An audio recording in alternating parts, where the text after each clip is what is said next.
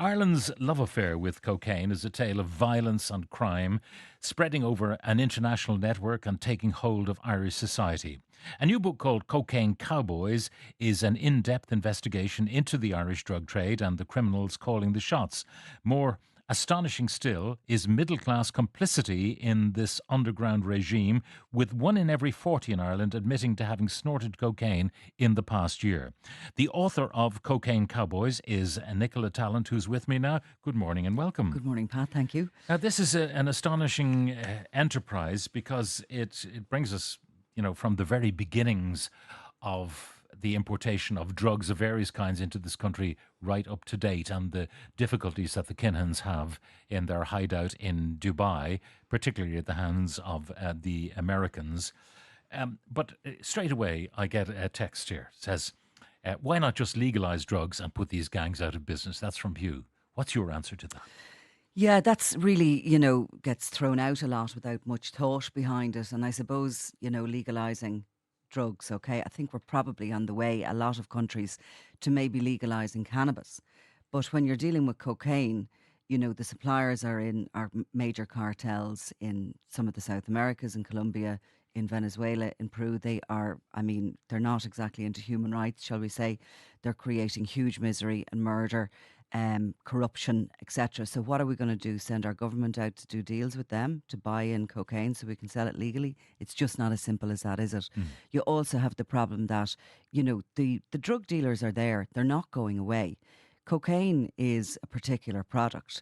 They're more than likely sitting in a factory somewhere having a meeting about synthesizing it, making it perhaps in Europe so they can cut out the transport. There's all sorts of new drugs coming in the market all the time, and there always will be a black economy. The dealers aren't going to let go of it so easily.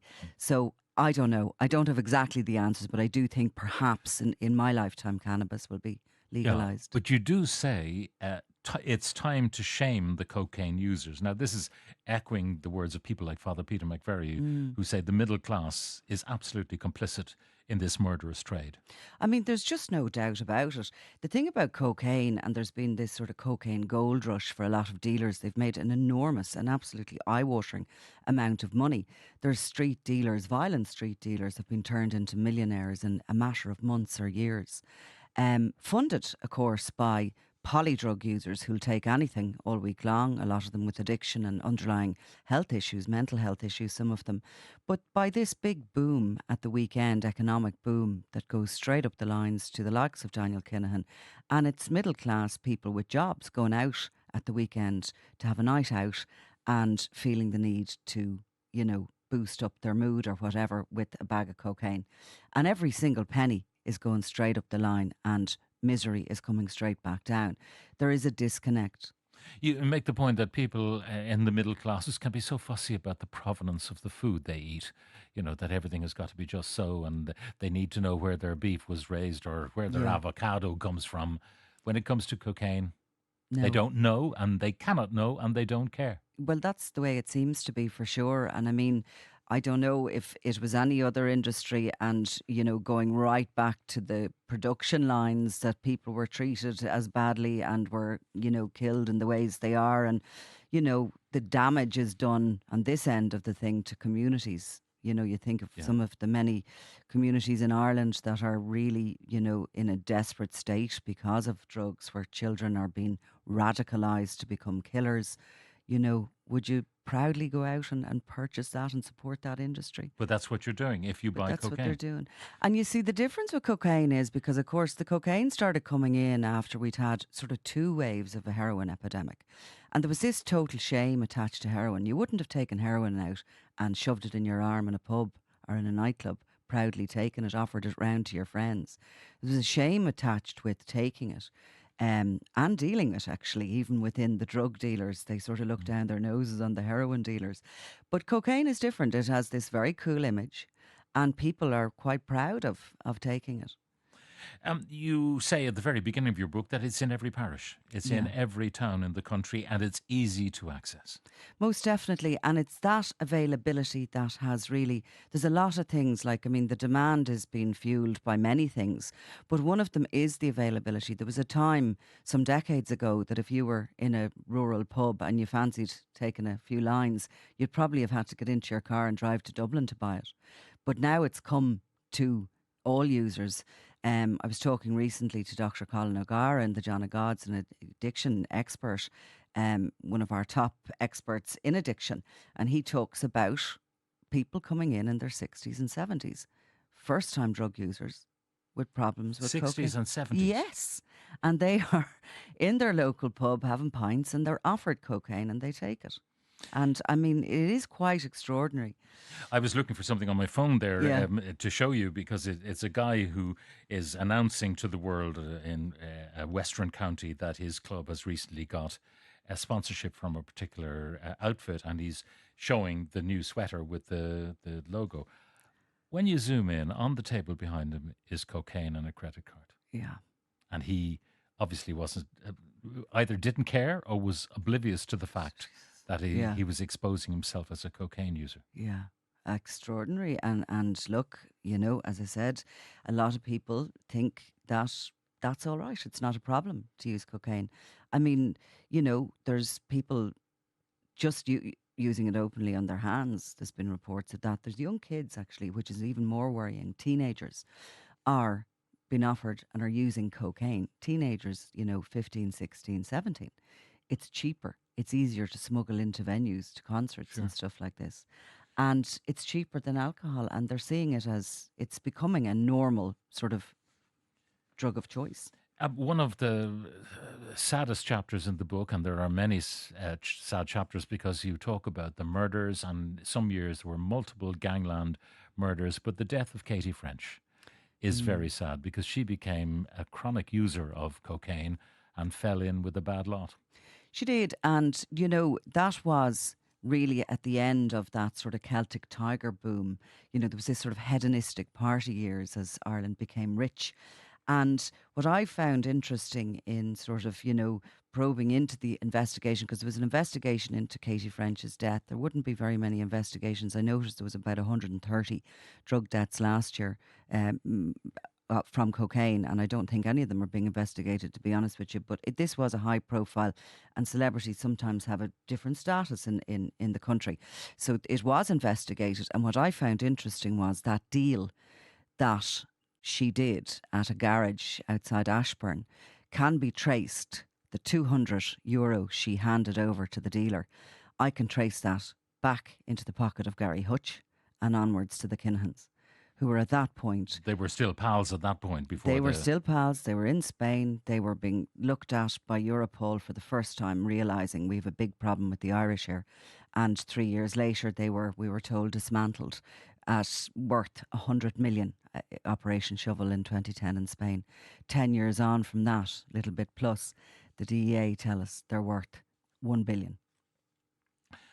The Kinahans, if you like, are the most high profile of the current dealers. In your book, you explain how, you know, if the Kinahans are finding it hard to do, well, they just then kind of wholesale it to third parties who then wholesale it to further parties down the line, and they don't get their hands dirty really at all. Now, it may not give them the markups they were getting in the past, but they're still making pots of money. Well, they are. And I mean, you know, they're still being linked to massive big shipments of cocaine out of Colombia. They haven't stopped, essentially. The gang has been dismantled in this country. And the sort of the How many of them are in international. jail? Well, funny, there's 4 of them got out in the last week, have already completed their sentences. There's 70, 80 people linked to the Yeah. the Kinahan organisation in prison. One very significant character walked free from jail on Friday, having served his Yeah, sentence and in there's a relation headline in to one of the feud. papers this morning about that. Exactly. So they are coming to their ends, and still that international effort is still ongoing to dismantle the top echelons. And it just shows you how long it takes, how much work it takes, how many partner networks you need from across the world to dismantle these groupings. It's not easy because they're so far away from the dirty work. Now, you talk about heroin and the shame attached to it, and as still around this particular area, you can find someone in the alleyway behind this building who shooting up in the middle of the day, or Mm, burning heroin and inhaling it or whatever in a pipe. You still see that, but the nature of heroin is that it brings people down. They have an initial rush, but it's not something that is going to make them wild. Cocaine in quantity will have the opposite effect. Is that where the bravado comes from? That the younger mm. cohort are prepared to shoot anybody who gets in their way? Most definitely. I mean, you talk about somebody sitting in an alleyway in the middle of the day shooting up heroin. Like, I have found that most heroin users and addicts are that way because of traumas in their past. Nobody wants to be sitting in an alleyway shooting drugs into their arm and to be totally governed by it. Cocaine is very different because it does give people this boost. A lot of the users, interestingly, are males in the 25 to 35 age group, where they're going out. There's a lot of pressures on people. There's a lot of pressures on people to socialise, to be confident. And I think that's why they're taking it recreationally. Then what you have is within the drug gangs, the guys, the young people who are taking guns and shooting one another, there's a violence, there's an absolute battle for all the money that is to be made for it. And there is a bravado. A lot of them are taking cocaine, a lot of them are taking steroids, but not everyone who takes cocaine takes up a gun and shoots people. There's a kind of a culture that has seeped in because of cocaine. I'd nearly call them the sort of the Instagram gangsters, And it is this culture that it's the live for the moment. It's this incredibly violent, violence beyond anything we have seen before by its very nature. We look at what happened in Drogheda and the murder of Cian Mulready Woods, which is just extraordinary. And it's a line in the sand which is now being crossed. And this involves dismemberment of body. Mm, It is extraordinary. I was recalling when I was reading the book how seldom a murder would be reported on Irish radio when I was growing up. yeah. It would be a rare thing, and we'd all talk about Shan Mohangi or whoever it was who had committed a murder. Um, it's different now. I mean, there's a murder every week or more that is reported on the news, and we scarcely bat an eyelid. The feuds really is when you get this kind of upsurge of murders, and those feuds are bubbling away. There's a few of them going on in Dublin at the moment. What's happening is there's these very young kids being recruited by the gangs to go and to sort of shoot up people's houses, to break up their cars. They're painting graffiti round. It's this sort of, it builds and builds and builds these feuds, and that's exactly how it started in Drogheda with these radicalised kids being sent out, and unfortunately they all result in murder. Um, people have short memories. They don't remember where it all began. I mean, at the beginning of your book, you talk about Fine Gael TD Jim O'Keefe standing up and warning about the finding of cannabis in shipments off the south coast, and how the Garda resources need to be upgraded, which they were to, a dozen people or whatever, Yeah. and two ribs instead of one, that kind of thing. But when you go back in time, I mean, there is a hall of infame which should be writ large across our history. And you're going back to people like Eamon Kelly, Mm. to the Dunn family. And then more recently, you're looking at McCarthy Dundons in Limerick. There's a whole raft of people, the Hutches, the Kinahans, and so on, who should be literally writ large for us to know who they are, where they came from, what they did, how they destroyed the fabric of much of their own communities. And there's many, many more that we don't know their names of, who are in the shadows and, who are operating. A lot of them, just like any other corporate with a business, they're accepting their profits, they're accepting their losses, and they're not going out shooting one another and whatever, but still they are also destroying the fabric of society. And the problem with cocaine is, and what we're seeing in Europe, is the corruption and the amount of money there is, the corruption of port workers, the corruption of certain industries. Maersk, the shipping company, came out recently to say its workers are under massive pressure from the drug gangs because, Yeah. of course, they're being pressurized to ship. And there's It's just, so much money. there's so The much margins are money. so Yeah. enormous. What did you say at the beginning of the book, that something that might cost 1,500 leaving Colombia, by the time it hits the streets in Dublin, might be worth €70,000? Like, there's no other product like it in the world. And that's why people are being killed. And that is why, gangs are prepared to go out to war Mm. and why they're prepared to destroy their own communities and the next generations to follow. Yeah.